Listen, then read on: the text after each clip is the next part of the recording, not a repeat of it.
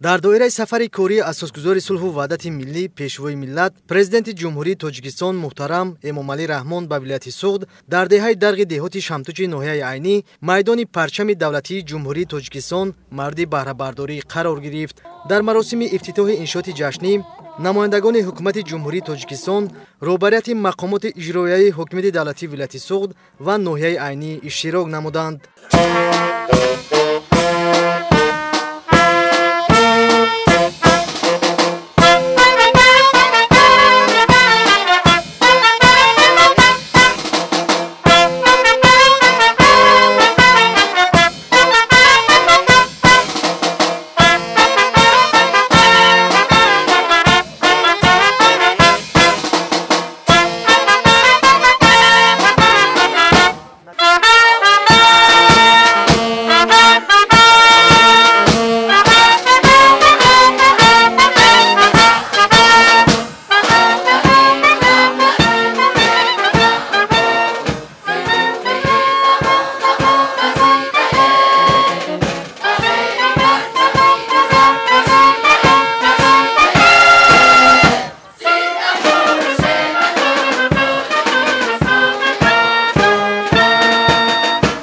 майдони парчами давлатии ҷумҳурии Тоҷикистон дар деҳаи дарғи ноҳияи Айнӣ ба истиқболи ҷашни 35-солагии истиқлоли давлатӣ ва дар пайравӣ ба ташаббусҳои созандаи пешвои миллат муҳтарам Эмомалӣ Раҳмон сохта шудааст.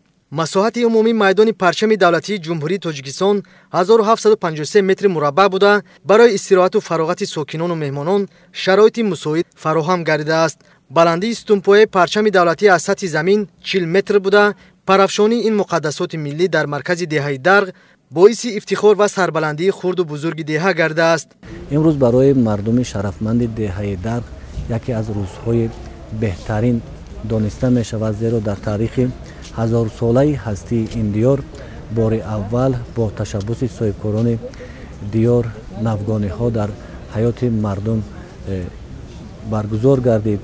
мардуми деҳ дар тӯли 6 моҳи охир ҳама яктану як ҷон чун як панҷаи даст бо ҳам дӯст рафиқ дар ободкории ин диёр камар бастанд ва пеш аз ҳама саҳми пешвои миллат муҳтарам Эмомалӣ Раҳмон дар сатҳи обод гардондани диёр, ватан, кишвар ки бешубҳа ватан аз диёр сар мешавад бисёр калон аст.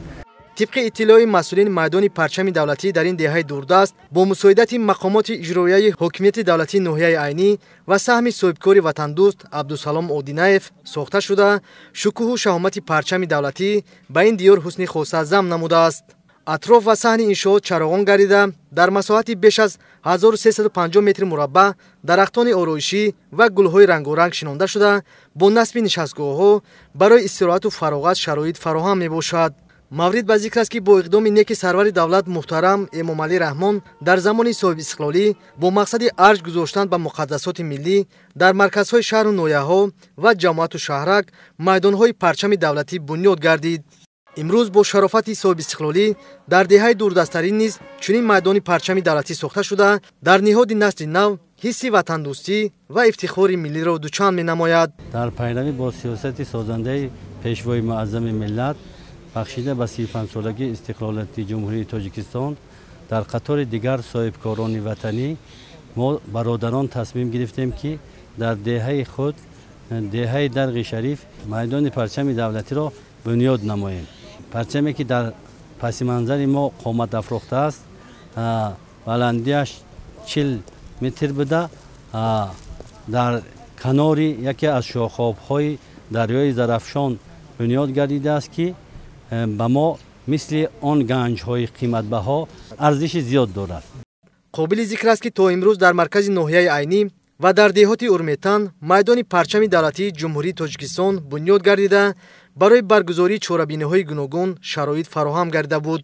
сокинони деҳаи дарғ ки аввалин шуда дар деҳаи худ майдони парчами давлатиро бунёд намуданд, бо шукргузорӣ аз ин ватани ободу озод ҳамоишҳо ва чорабиниҳои фарҳангиро дар ин макони муносиб баргузор менамоянд. дар раванди ҳамаи ин ободкориҳо мардуми деҳа бо камоли эҳтиром, бо камоли як муҳаббат бигем баромаданд ва дар пайравӣ ба сиёсати хиратмандонаи пешвои муаззами миллат президенти ҷумҳурии тоҷикистон ҷаноби олии муҳтарам эмомалӣ раҳмон дар ҳамаи ин ободониҳо саҳми беназиру арзандаи худро гузоштанд. мо итминони комил дорем ки чунин ободониҳо дар оянда низ идома ёфта мардуми азизи мо чӣ дар деҳаи мо чӣ дар ноҳияи мо ва дар тоҷикистони азиз ҷашни 35-солагии истиқлолияти давлатии ҷумҳурии тоҷикистонро сазовор пешвоз мегиранд.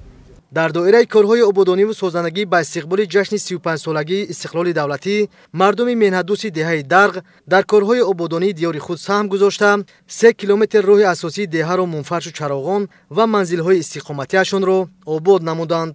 ин ҳама корҳои созандагиро сокинони ин деҳа самараи истиқлолияти давлатӣ, амалӣ шудани ҳидоятҳои асосгузори сулҳу ваҳдати миллӣ пешвои миллат муҳтарам Эмомалӣ Раҳмон арзёбӣ мекунанд.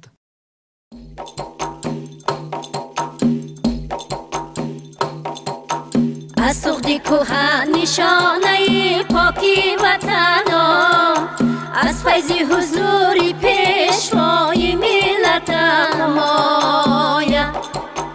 ای دوست بیا که در آباد شده است، آبادی را دیده خلق شاد شده است. از دولتی پیشوای ملت بنگران، در دامن کوه شهر بنیاد شده است. از دولتی پیشوای ملت بنگران، در دامن کوه شهر بنیاد شده است.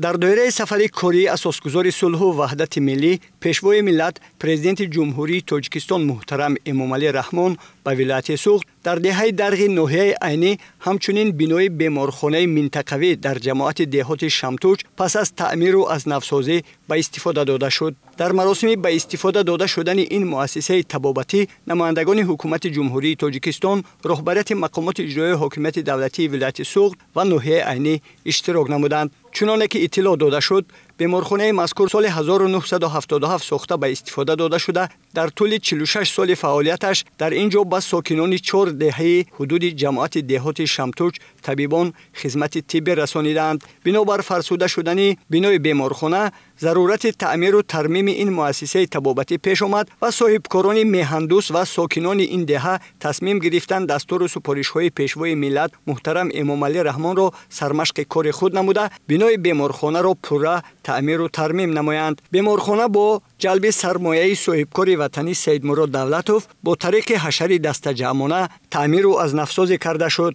مساحت عمومی بنا 660 متر مربع بوده. بنای بیمارخانه از 2 آشیانه عبارت است. لایحه انشاءات از طرف کارخانه واحد دولتی پژوهشگاه علمی و تحقیقاتی ساختمان و معماری در شهر دوشنبه طرح‌ریزی کرده شده است. پس از تعمیر و از نوسازی در قبط یکم بنا شعبه تشخیص و آزمایشگاه، حجره ختنه و در آشیانه دوم حجره‌های طبابتی برای بیسکت و اتاق‌های کاری طبیبان جایگیر کرده شدند. در بیمارخانه مذکور طبیبان در شعبه‌های بچگانه، طبابتی و تولد به مریضان خدمت می‌رسانند. شکرانه سیاست خردمندانه پیشوای ملت محترم امامعلی رحمان که امروز با دستگیری صاحبکاران بی‌نظیر وطنی همین بیمارخانه منطقوی نمره 4 دهه درغ که طی 17 سال تعمیر نشده است از نو پوره تعمیر شده جوابگوی طلبات همین روزه شهروندان همین ناحیه گردیده است. ما با غیر ساحه جراحی دیگر تمام امکانات ها فراهم آورده شد. باز به سطح بلند صافدلانه برای همین مردم جماعت، برای مردم ناحیه، برای کدام کسی که به بیمارخانه ما رو می آورد خدمت میکنیم و کوشش میکنیم که همینو از همین استانه ما با دل شاد با سبک شدن مریضشون، دردشون و یک حسات بلند با یک صمیمیت برآمده میروند. حدود بیمارخانه نیز پوره از نوسازی گردیده در صحن آن برای فراغت کارمندان нишастгоҳҳо насб карда шуда, гирду атрофи бино бо гулу ниҳолҳои ҳамешасабз оро дода шудааст. маврид ба зикр аст, ки дар замони соҳибистиқлолии кишвар дар тамоми ҷамоатҳои ноҳияи айнӣ барои рушди соҳаи тандурустӣ аз тарафи ҳукумати ҷумҳурии Тоҷикистон тадбирҳои судманд андешида шуда, ҷиҳати расонидани ёрии тиббӣ ба онҳо шароитҳои мусоид фароҳам оварда шудааст. натиҷаи сиёсати хиратмандона, дурбинона ва созандагии ободкории асосгузори сулҳу ваҳдати миллӣ, пешвои миллат, президенти ҷумҳурии Тоҷикистон муҳтарам Эмомалӣ Раҳмон аст, ки имрӯзҳо дар дурдасттарин деҳоти мамлакат пешрафту инкишоф таъмин шуда истодааст. бахшида ба 35-солаги истиқлолияти давлатии ҷумҳурии Тоҷикистон 24 адад иншоотҳои таъинотӣ гуногун ба нақша гирифта шудааст, ки давра ба давра амалӣ гашта истодааст. иншоотҳое ки имрӯз аз тарафи соҳибкорони ватандӯст бунёди мавради истифода қарор дода мешавад, ба навъи ҷомеа буда дар маҷмӯъ 60-70 ҷойи нави корӣ таъсис меёбад. баъди пурра таъмиру азнавсозӣ шудани беморхонаи минтақавии ҷамоати деҳоти Шамтуш дар деҳаи Дарғ аз ҷониби ҳукумати ҷумҳурии Тоҷикистон ва мақомоти иҷроияи ҳокимияти давлатии вилояти Суғд ба ин муассисаи табобатӣ таҷҳизоти замонавии тиббӣ дастрас карда шуда, барои табибон шароити мусоиди корӣ ва баҳри сокинон шароити хуби табобату муолиҷа муҳайё гардид. сокинони деҳаи Дарғи ноҳияи айнӣ аз таваҷҷуҳу ғамхориҳои пешвои миллат муҳтарам Эмомалӣ Раҳмон нисбати соҳаи тандурустӣ волидаруҳу масруранд, зеро дар ин минтақаи дурдасти кишвар фаъолияти чунин муассисаи замонавии тандурустӣ чун боду ҳаво зарур аст. мардуми ин деҳа иброз медоранд, ки аз ин таваҷҷуҳу дастгириҳои пешвои миллат муҳтарам Эмомалӣ Раҳмон болидаруҳ гашта илҳоми тоза мегиранд ва минбаъд низ барои ободу зебо намудани кишвари азиз саҳми арзанда мегузоранд. дар доираи сафари кории асосгузори сулҳу ваҳдати миллӣ, пешвои миллат, президенти ҷумҳурии Тоҷикистон муҳтарам Эмомалӣ Раҳмон ба вилояти Суғд дар деҳаи Дарғи ноҳияи айнӣ коргоҳҳои қолинбофии дастӣ ва коркарди меваи хушк ба истифода дода шуд. дар маросими ифтитоҳи иншоот намояндагон аз ҳукумати ҷумҳурии Тоҷикистон, роҳбарияти мақомоти иҷроияи ҳокимияти давлатии вилояти Суғд ва ноҳияи айнӣ иштирок намуданд. иншоот бахшида ба 35-солагии истиқлоли давлатии ҷумҳурии Тоҷикистон ва дар доираи солҳои рушди саноат аз тарафи соҳибкори маҳаллӣ Саидмурод Давлатов дар масоҳати 525 метри мураббаъ бунёд карда шудааст. бинои навбунёд аз 3 ошёна иборат мебошад ва дар ошёнаи якум коргоҳи қолинбофии дастии Азизмо ташкил гардидааст. коргоҳ дорои 16 дастгоҳи қолинбофӣ мебошад ва 40 нафар занону духтарони деҳаи Дарғ бо ҷои кори доимӣ таъминанд. дар оянда шумораи коргарон ба 60 нафар расонида мешавад. тибқи нақша минбаъд дар ҳудуди иншоот ҳамчунин коргоҳи коркарди пашм ва истеҳсоли риштаи абрешимӣ барои қолинбофӣ ташкил карда мешавад.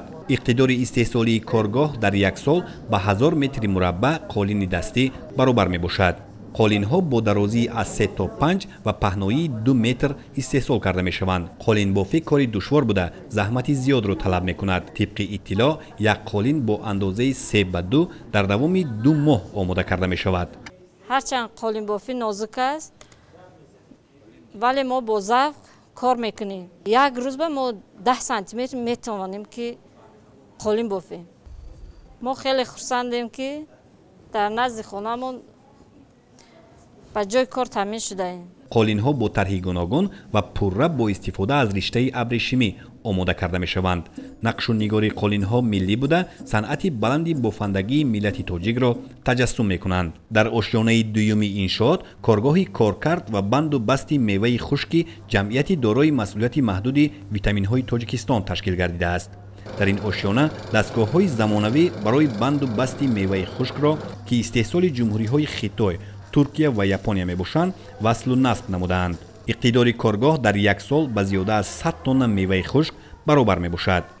мо аз деҳаи Дарғ сар кардем ин гуна яъне ки сехи коркарди меваҷотамонро мо оянда нақша дорем. дигар шаҳру ноҳияҳо, дигар деҳаҳои дурдаст ҳамин гуна сехҳоро бозам зиёд кунем миқдораша, ба он хотире ки маҳсулотҳои мо дар ҳақиқатан бо лаззату сифату ҳамаш аз тамоми хориҷӣ яъне ки фарқ мекунад. дар бозори ҷаҳонӣ талаботи зиёд дорад. мо оҳиста на фақат коркард машғул ҳастем, ما میخواهیم که آینده دهقانان را با استحصال همین گونه محصولات طرزی یعنی با صفت بلند پرورش کردن یاد دهیم، بعدا از آنها جمع‌آوری کنیم، بعد از آن کارکرد کرده به صادرات آن مشغول شویم. محصولات کارگاه در دو شکل سنک و صحت بسته‌بندی شده از لحاظ اکولوژی تازه میباشد. میوه خشک از اهالی دهه‌های اطراف جمع‌آوری میشود. آشیانه سیوم برای تشکیل مرکز سودا و خدمترسانی پیش بینی گردیده است. کارگاه با نظرداشت امکانیت‌های موجوده در منطقه جهت دسترسی به میوه‌جات صفتناک از لحاظ اکولوژی تازه و با مقصد سهم گذاشتن در تطبیق هدف چهارم استراتژی صنعت کنونی با سرعت کشور بنیاد کرده شده است. مقصد آن است که همین در قشلاق جای‌ها زن‌هایی که در اینجا بیکار بودند به کار تامین شوند تا این سطح زندگی‌هاشون بلند شود. سپس محصولاتی در کارگاه کارکرد می‌شده و بازار فروشی آن معرفی گردید. اطلاع داده شد که در کارگاهی نو تأسیس بیش از 20 نمود میوه، اساساً میوه‌های در حدود دهه درق و اطراف آن موجود بوده کارکرد می شود. محصولات کارگاه را با تمغه زرافشان فود اساساً به امریکا، فدراسیون روسیه و دیگر کشورهای اروپا صادرات می‌کنند و همچنین در بازار داخلی به فروش می‌گذارند. از روی نقشه آینده دایره فعالیت کارگاه وسیع و حجم استحصالات زیاد کرده می شود. در همین جا لایحه بناهای بلندآشانه استقامتی که آینده در مرکز دهه درق بنیاد می شوند معرفی کرده شد. طبق نقشه در دو شفت کوچه مرکزی دهه درق بنای 5 آشیانه استقامتی با انشاءات یاری رسان ساخته می شود. طرح بناها زمانوی می باشند. تا 35 سالگی استقلالت ما همین جبه دو تا 5 اتاژه دوم می سازه می خواهیم. ما با انجینیات دیگه کارخانه کردن هم داریم. ما اینجا نیاتی کارخانه ماهی کردن، کارخانه مرغ کردن، کارخانه کارکرد سنگ. اقدام مذکور با نظرداشت کم بودن زمین‌های هموار در دهه و به خاطر حفظ کردن زمین‌های کارم آبی پیش گرفته شده است. در دایره سفر کاری اساسگذار صلح و وحدت ملی پیشوای ملت پرزیدنت جمهوری تاجیکستان محترم امامعلی رحمان به ولایت سوغد در دهه درق دهات شمتوچ ناحیه عینی با اشتراک نمایندگان حکومت مملکت روبریت مقامات اجرایی حکومت دولتی ولایت سوغد و ناحیه عینی مجمع خدمترسانی آریاسرا رومشکده عمر شریف به استفاده داده شد. انشاءات مذکور در دایره کارهای سازندگی با استقبال جشن فرخنده 35 سالگی استقلالیت دولتی جمهوری تاجیکستان از جانب برادران شریف‌ها بنیاد گردیده است. مجمع خدمترسانی از دو قسم و 3 آشیانه عبارت میباشد.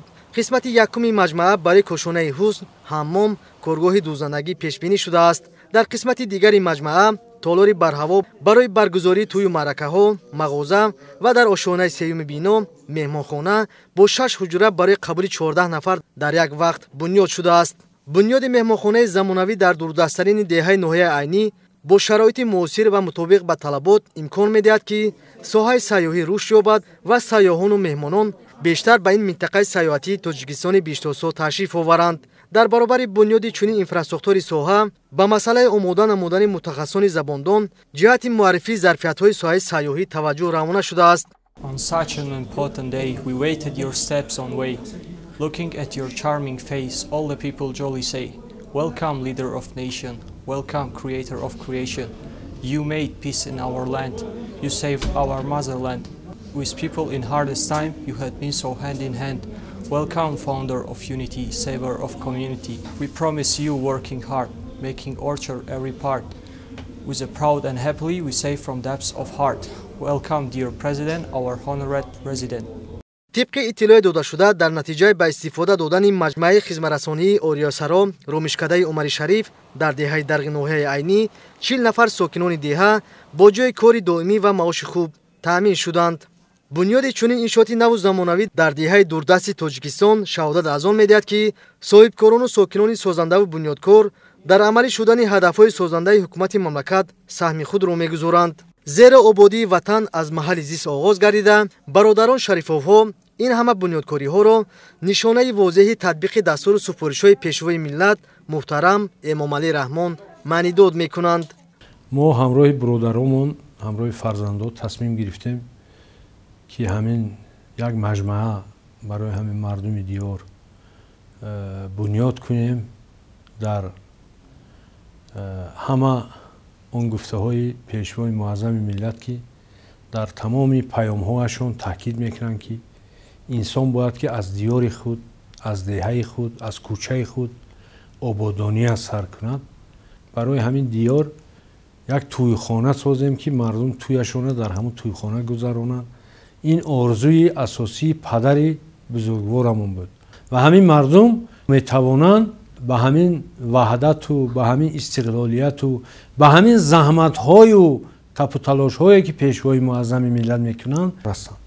به همین خاطر ما تصمیم گرفتیم که همین مجمعه آریاسرا رامشکده عمر شریف در همین جا بنیاد کنیم. بنیاد کاشانه حسن، حمام و کارگاه دوزندگی در دهه‌های دوردست مملکت طبق سفارش روبرت عالی دولت حکومت تاجیکستان صورت میگیرد. این اقدام در برابر تامین ساکنان با جای کار برای بهتر شدن شرایط زندگی مردم مساعدت میکند. نام عمومی آریاسرا. و چرا آریاسرا؟ ببینید پیشوای معظم ملت ما یکی از نفرانی هستند که به خاطر هویت سازی میخواهند تاریخ 8000 ساله ملت را زنده کنند و ما یک جشن هم داشتیم در سال 2006 سال بزرگداشت تمدن آریایی و واقعا از آریای کهن از جمله همین ریشه هاش و بنیادش ما هستیم، ما تاجیکا هستیم و جای افتخار است که ما همیشه باید برای زنده کردن تاریخ خود که واقعا امروز نگهدارنده هویت ملت ها این تاریخ است و تمام گذشته و تمام بنیاد اصالت ملت است و ما همین رو به حساب گرفته از اینکه پیشوای معظم ملت همیشه مفهوم آریا را یا زنده کننده انمی تاریخ کهن هستند آریا گذاشته. در طرفخانه نوبنیاد در دهه درغ نوحیه عینی از نام اساسگزار صلح و وحدت ملی پیشوای ملت محترم امامعلی رحمان برای کودکان یتیم و دستپروران مکتب اینترنت ها دسترخوان عیدانه آراسته شده تحفه های پیشوای ملت تقدیم کرده شد. ضمن صحبت نمایندگان حکومت مملکت و روبریت مقامات اجرایی حاکمیت دولتی ولایت سوخت ابراز داشتند که کودکان یتیم و بی‌پرستار زیر توجه و غمخوری پرزیدنت جمهوری تاجیکستان محترم امامعلی رحمان قرار دارند. پیشوای رعیت پروری تاجیکان محترم امامعلی رحمان ضمن سفرهای کاری خود به این و یا آن گوشه‌های مملکت نخست از حال و احوال یتیمان و کودکان بی‌پرستار باخبر می‌شوند. گفته شد که دولت و حکومت برای به کمال رسانیدن کودکان با امر تقدیر از والدان محروم مانده تمام شرایط ضروری را فراهم آورده تا به حیات مستقلانه قدم نهادنشان تحت پرستاری دولت قرار میگیرند. در این روز با 93 نفر کودکان یتیم و بی‌پرستار دستپروران مکتب اینترنت ها که ساکنان ناحیه‌های عینی و کوهستان مسجح میباشند از نام اساسگزار صلح و وحدت ملی پیشوای ملت محترم امامعلی رحمان مجموعه سر و لباس و دیگر تحفه‌های مالی و پولی سپرده شد. برای خوشحالی و فراغت آنها برنامه رنگین فرنگی پیشکش گردید. تاجیکستان دیارم بازار غم گلزارم امونید زار اوشتاد ای صاحب استقلالم شکر که من وطنیش فخریمش افتخارم تو اجتماع پدرکار منطق ام تو پدرکار غرت سایه آر سرم ای سایه دار غردارم اساسگزار صلح و وحدت ملی پیشوای ملت پرزیدنت جمهوری تاجیکستان محترم امامعلی رحمان باعث افتخار و فرحمندی ما مردم وادی یغناب است که تحت سیاست خردمندانه و معرف پرورانه این اساسگزار صلح و وحدت ملی سال 2021 یک خوابگاه اینترنت نزد مؤسسوی مهیا با تمام شرایط ضروری مورد استفاده قرار گرفت. ما خوانندگان را که از تعلیم دور مانده بودیم با تعلیم و تربیت فرا گرفته ما را با دانش آموزی مشغول گردانید. طول 3 سال می شود که ما خوانندگان وادی یغناب با شوق و هوس زیاد با دانش آموزی مشغول شده از این نعمت استقلال با ثمر استفاده میبریم. توجه و غمخواری های پدرانه پیشوای ملت نسبت به مکتب اینترنت ها از روزهای اولی صاحب استقلالی وطن عزیزمان روشن و واضح به نظر می رسد. ما خوانندگان مکتب اینترنتی ناحیه کوهستان مسجح امروز در زیر سیاست غمخوارانه پیشوای ملت هیچ مشکلی نداره. تمام شرایط و امکانیت ها جهت علم آموزی ما مهیاست. ما جواباً به این دستگیری و غمخوری‌های پدرانه پیشوای ملت وعده می‌دهیم که با خوانش خوب و اعلی تحصیل نموده نامبردار این ملک بیشتاسا که تاجیکستان نام دارد و سرور آن پیشوای معظم ملت هستند می‌گردیم.